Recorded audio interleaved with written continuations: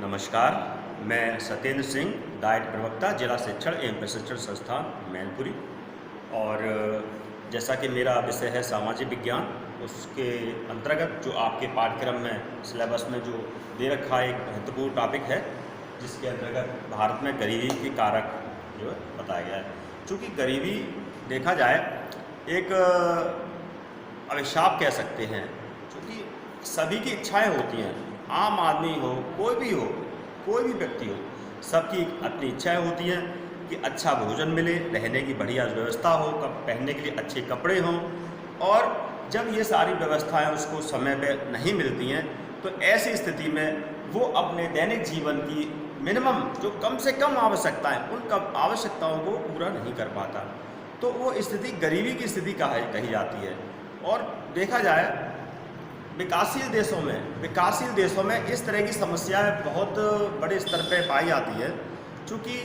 भारत एक लोकतंत्र है और कल्याणकारी व्यवस्था यहाँ, या कल्याणकारी राज्य कह सकते हैं, की व्यवस्था यहाँ करी गई है। तो उस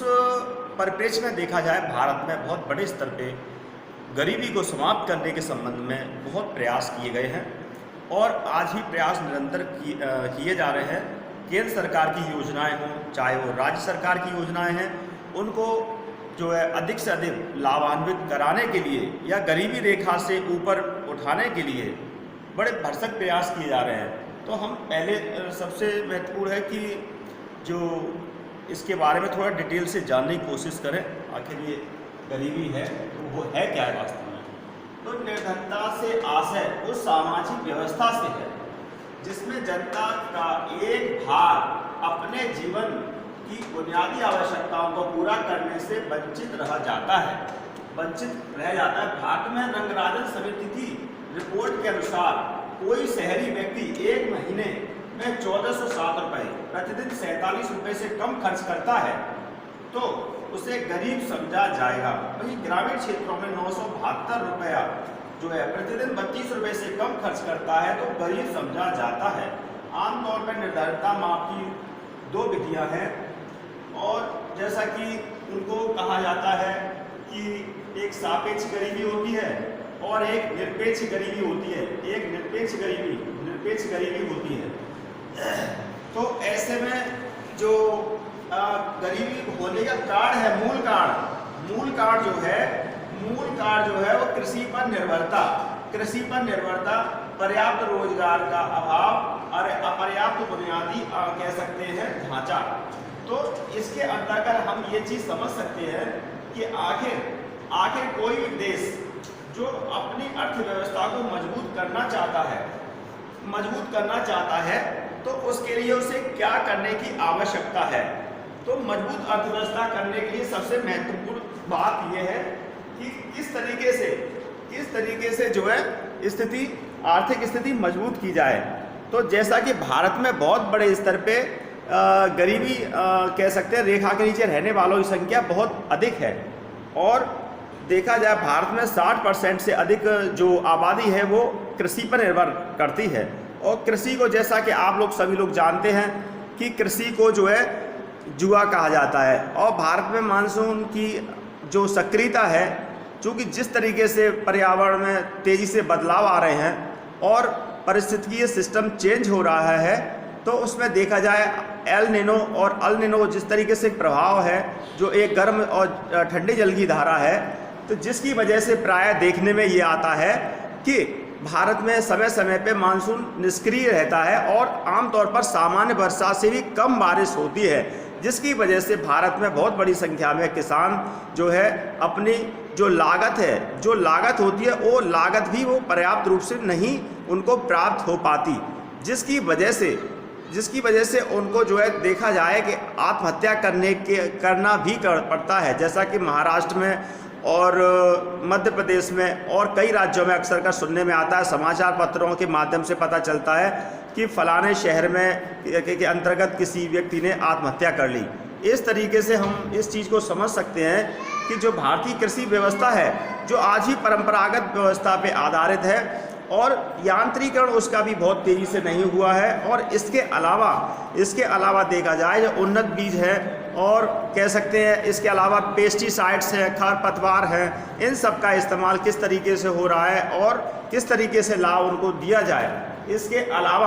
इसके अलावा हम ये चीज़ देखेंगे, जानने की कोशिश करते हैं कि समय समय पे किसानों के कर्ज माफ़ भी किए जाते हैं,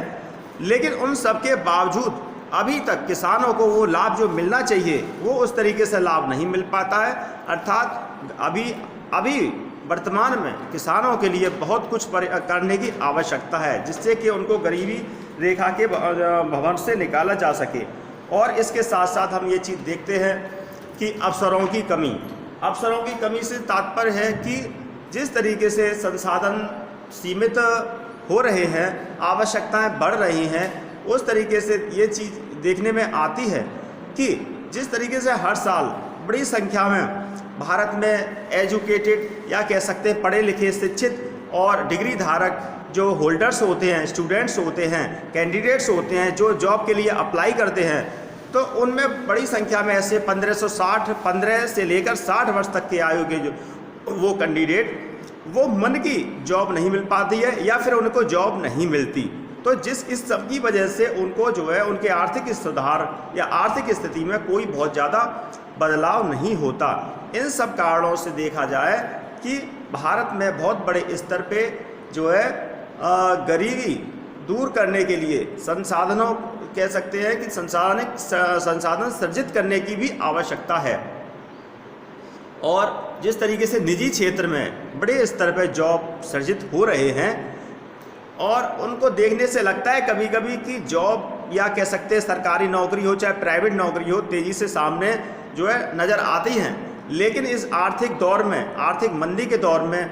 कब किसकी नौकरी छिन जाए। जैसा कि अभी हाल में जिस तरीके से कोरोना महामारी पूरे विश्व में फैली हुई है, जिसकी बड़ी कह सकते हैं देखा जाए बड़ी संख्या में लोग जो है बेरोजगार हो रहे हैं, चाहे वो विकसित देश हो चाहे वो विकासशील देश हो। इस समय बड़ी संख्या में लोग बेरोजगार हो रहे हैं, कंपनियां उनको जो है अपने जो है फर्म से बाहर कर रही हैं और उनका कहना है कि आप अपने स्तर से स्वयं अपना रोजगार देखो। और जहां तक मेरा मानना है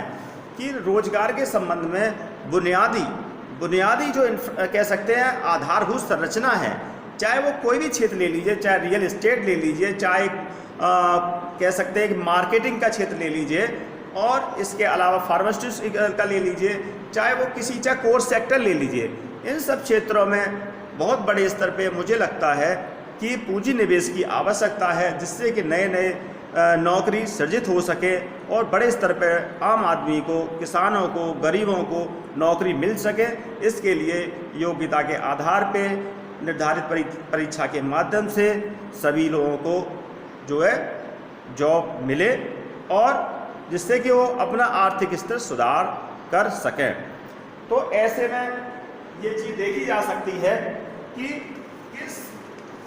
किस तरीके से जो है जो निर्धनता का दुष्चक्र है, उस दुष्चक्र से किस तरीके से जनसंख्या के बहुसंख्यक लोग हैं उनको कैसे निकाला जाए। इसके लिए हमें लगता है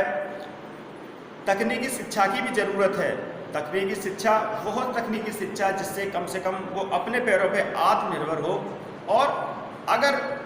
साथ में जो पब्लिक और प्राइवेट सेक्टर है उनमें उनको जॉब मिले, नौकरी मिले, तो मुझे लगता है कि जनसंख्या जिस तरीके से बढ़ रही है उस पर भी कुछ हद तक रोक लगे तो मुझे लगता है गरीबी से निजात काफ़ी हद तक पाई जा सकती है। और आज आपका ये बहुत महत्वपूर्ण जो कह सकते हैं आपका पाठ्यक्रम के अंतर्गत जो विषय है, जिसे निर्धनता के कारण जैसे कहा गया है,